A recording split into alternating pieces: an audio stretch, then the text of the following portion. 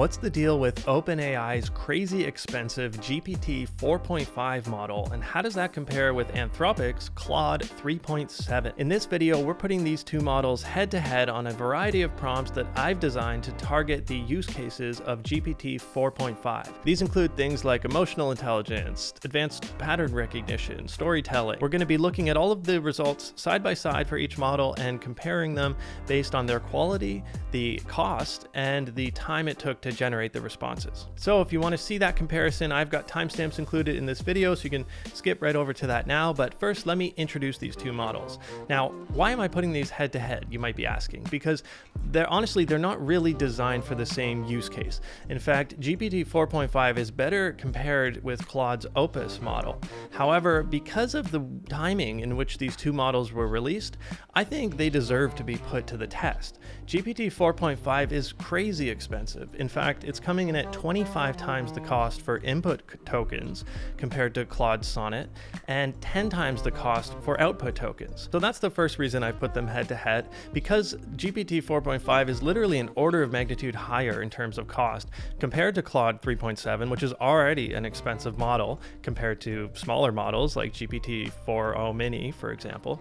And so it really should be giving us a lot more performance for that cost. And the second and really main reason I'm comparing these two models is because they were released at the same time.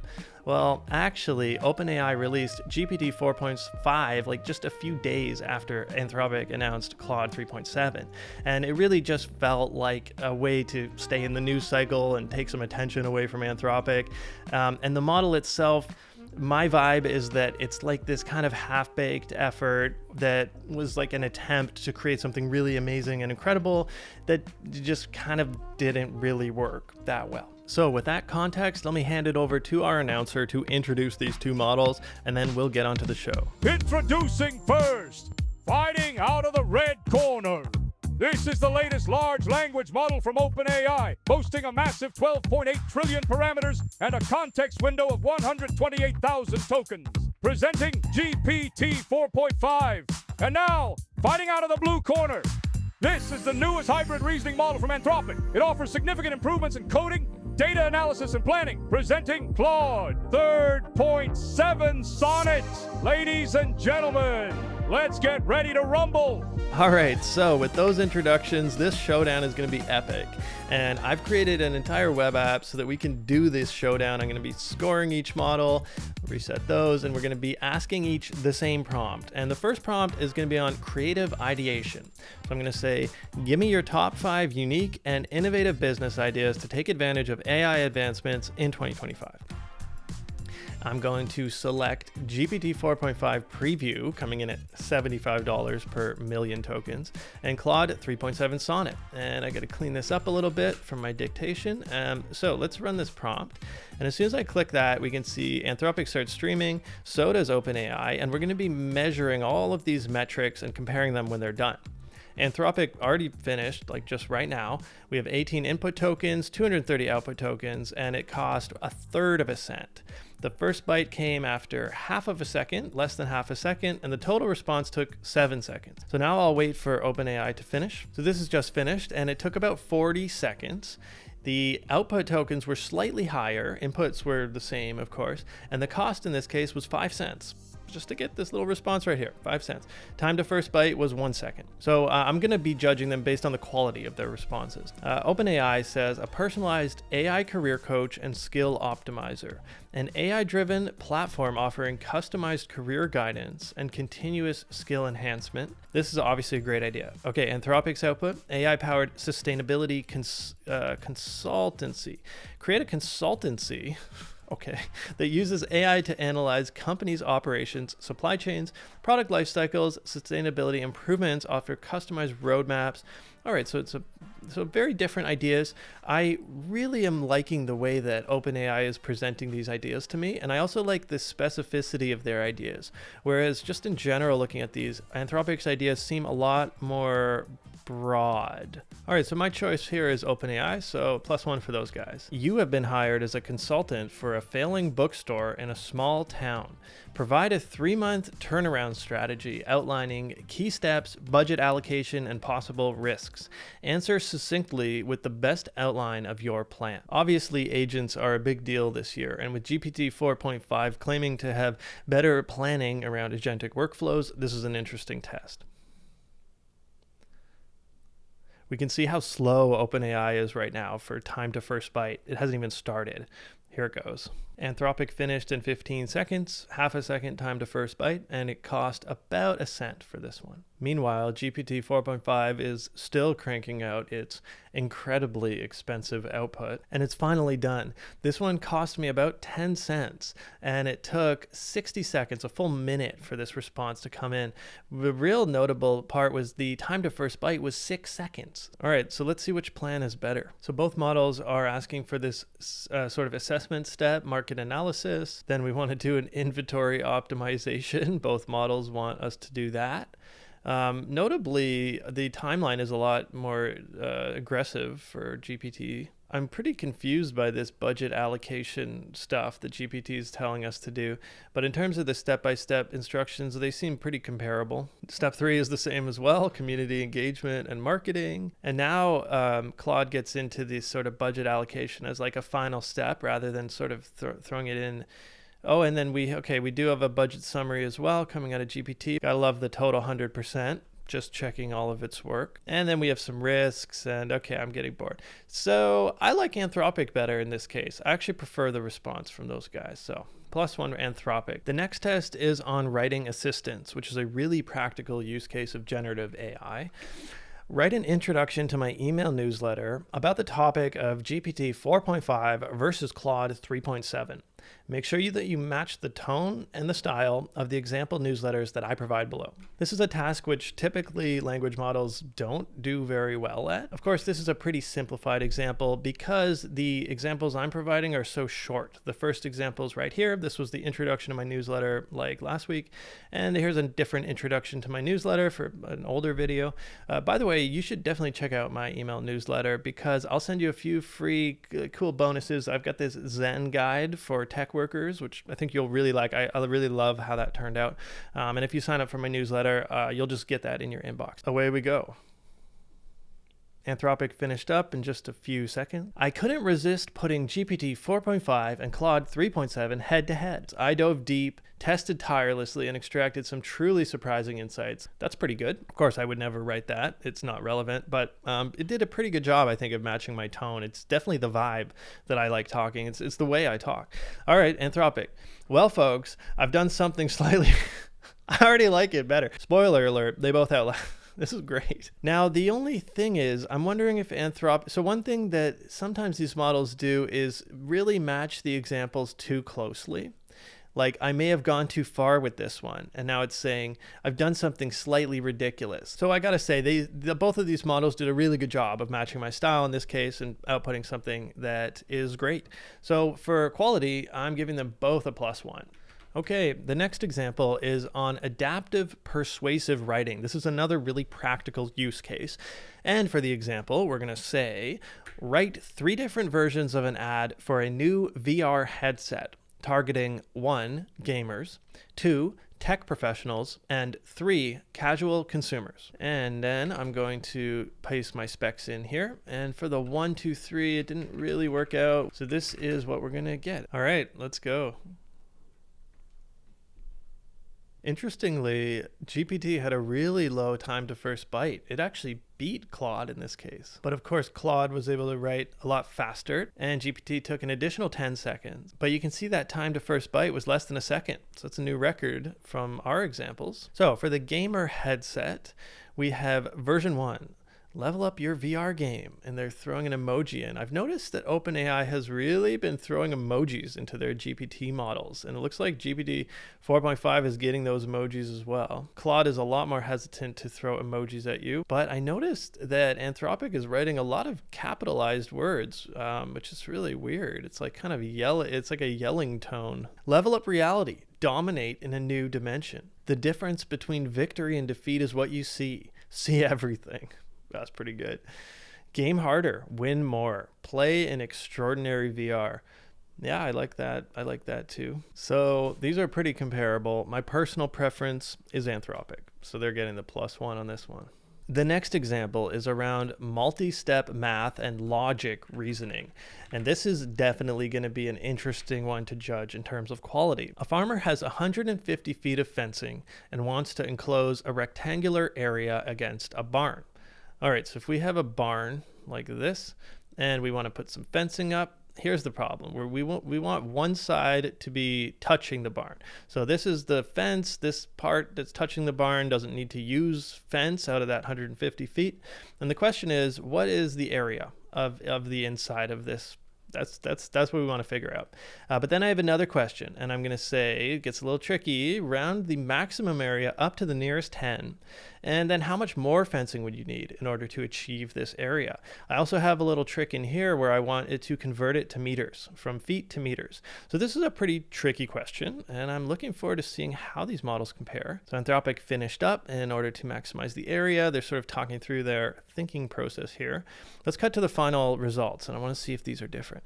The farmer would need approximately 2.4 additional feet of fencing to achieve an area of 270 square meters. And we can see that GPT is saying we need 2.5 feet, very slightly different, in order to achieve the 270 meters squared enclosure.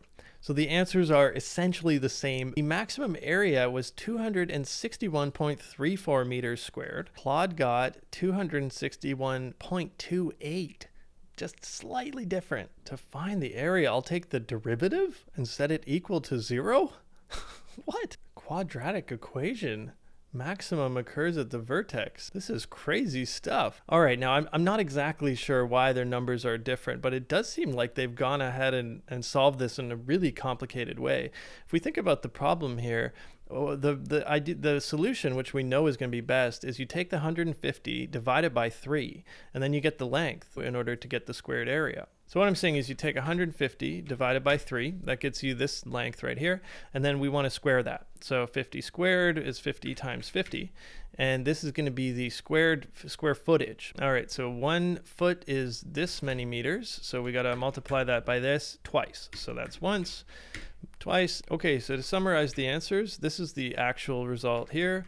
GPT was this number down here, and Claude was this number, which is kind of buried up here.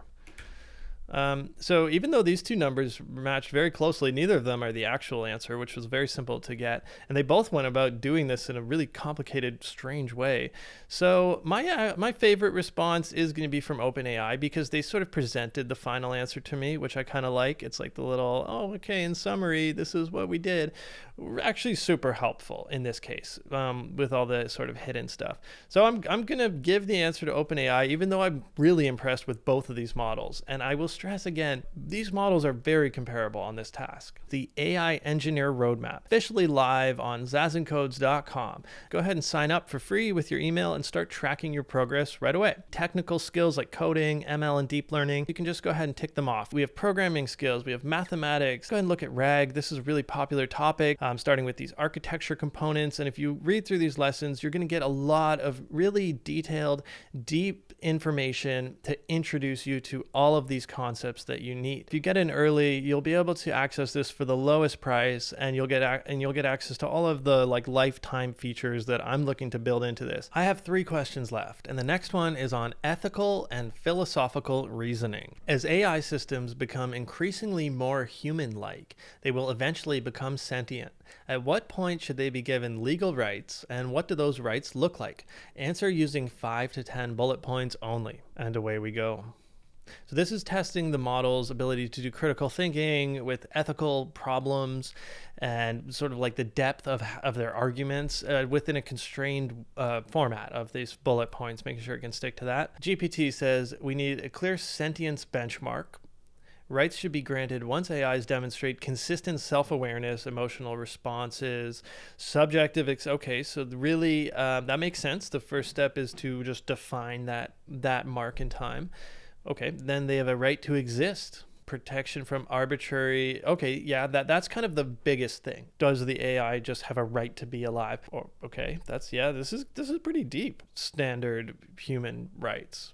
And they're just really getting into the details of that. Okay, Claude was a little bit more concise. They output 133 tokens, which is about 100 less, almost half the output. Legal rights should be based on demonstrated capabilities rather than assumed sentience. Yeah, that makes sense.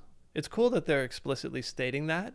OpenAI implicitly stated that as well, which is cool. Initial rights might focus on protection against exploitation, harmful modifications. Sure. So they're saying kind of it's not like an all or one thing. I really like how Anthropic isn't seeing this as a black and white situation, whereas OpenAI immediately sort of put that stake in the ground, saying it is a black or white situation, and then they just took it from there. So I can't really fault either model for this approach, but I'd prefer the Anthropic approach to answering this question. So with that in mind, I'm giving this score to Anthropic for the Claude's response. I have 2 questions left, and the next one is on creative writing. Write a compelling short story opening using about 150 words about an encounter with a Tlingit tribe. So, one thing that GPT 4.5 is supposed to be good at is knowing a lot of details about the world, like world knowledge, enhanced world knowledge. So that's what I'm trying to test here, as well as storytelling ability. Now, they did not spell Tlingit right. It's like this, which is fine. So this is a tribe from the Pacific Northwest, and I want to see if the model can like place this historical fact. They're on Wikipedia and stuff, so I think both models should be able to do this. So I've kicked off this request. Anthropic's already started well with the Raven's dance. Raven was big in mythology for these Pacific Northwest indigenous peoples. Both models finished up, same song and dance in terms of their outputs and costs and so on.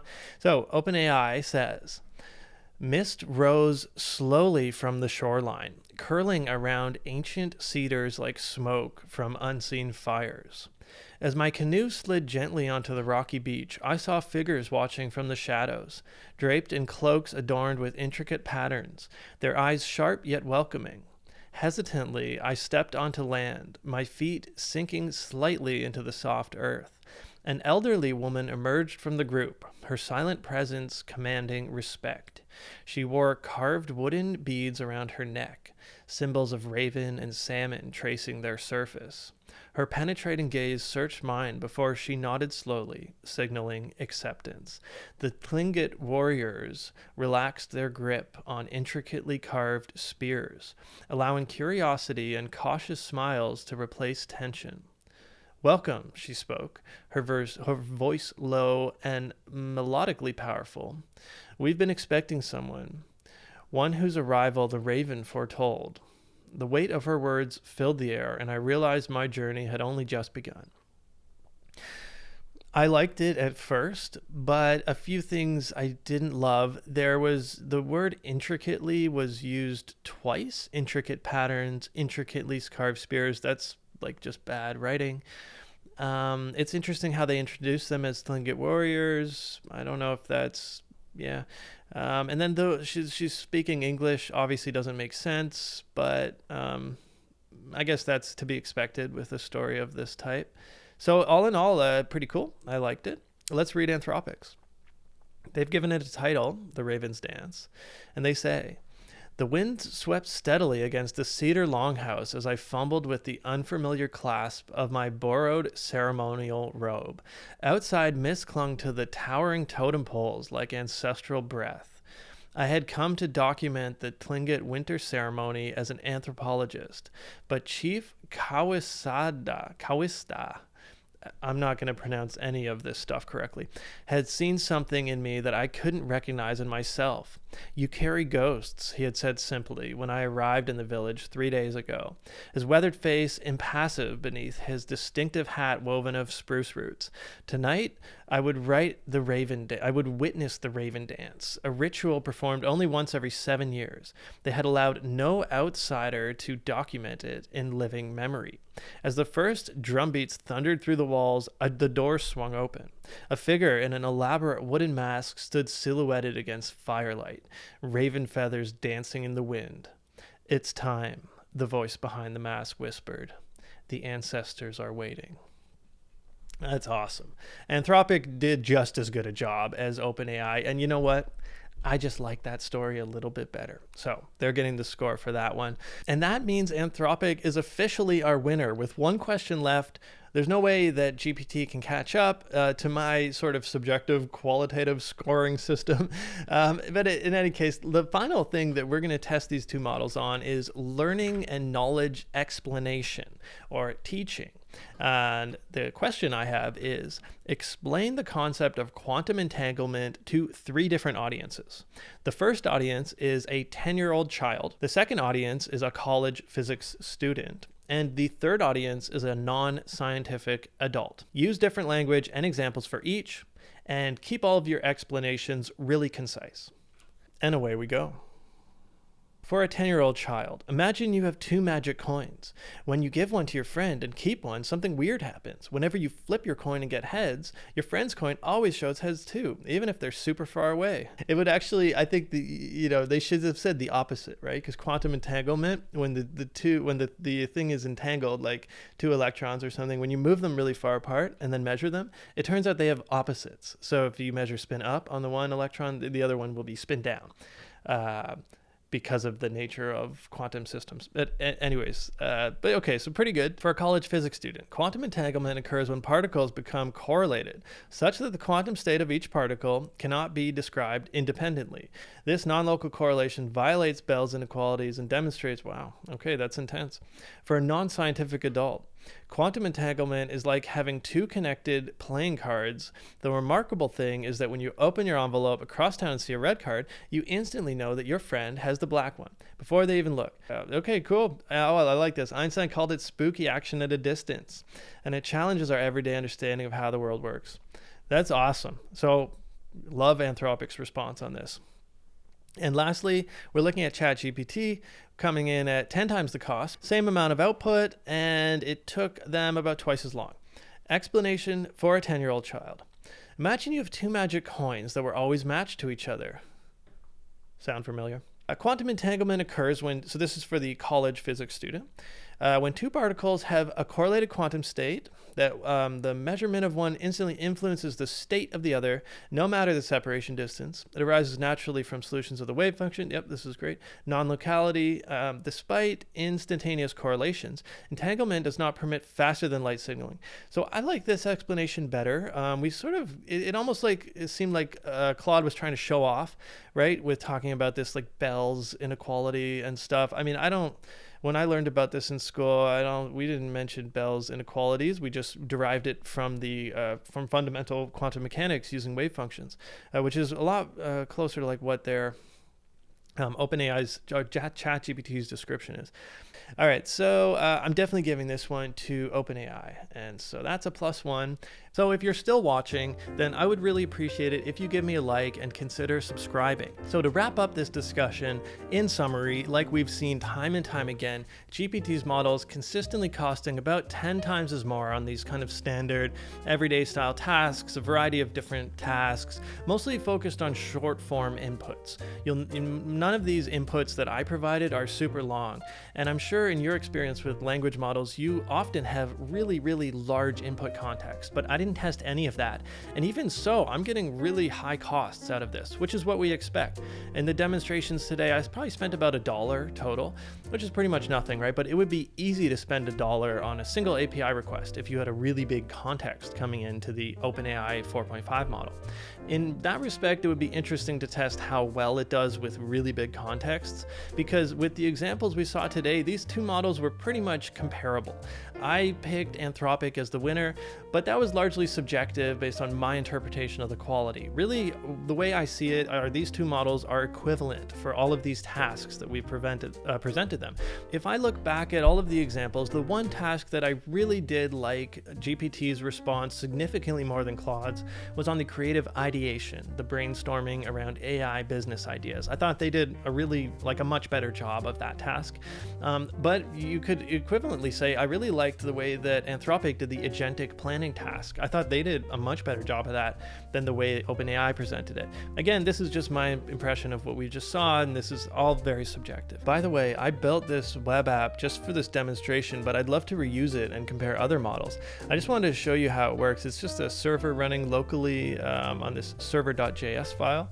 So if I look at my source code over here, that, let me get out of here, that is over here. This is this source code. And this just makes the calls out to Anthropic, OpenAI. This source code is available on GitHub. Like, you can check it out in the video description. And I've been creating this with what I call vibe coding. So I could open up Avante here, and I'm just gonna say, show me the time in seconds instead of milliseconds. I need you to update the time to first byte and the total time outputs. All right, so it sort of pumps that, and now I can run this through my model. So I'm using Claude 3.5, super good at programming. I haven't upgraded to 3.7 yet because 3.5 works really well with Avante, and I just don't know if I can trust 3.7 yet. So here we go. It's output a bunch of stuff for me. Let's insert that, accept it, and now I'll reload my app. I'm gonna lose probably some stuff here. So the time does not appear to be updated. It seems to still be showing in milliseconds. Right, so what's going on is it didn't really catch this area for converting it to seconds. So I would just have to like remove the M's from here like that. And obviously if I save that, it'll look better in seconds. So I think that was probably, it's just probably should be showing me in seconds now. Anyway, I actually don't want that. I like the milliseconds. So we're going back, save that up. That's how that works. Thank you for watching, and namaste.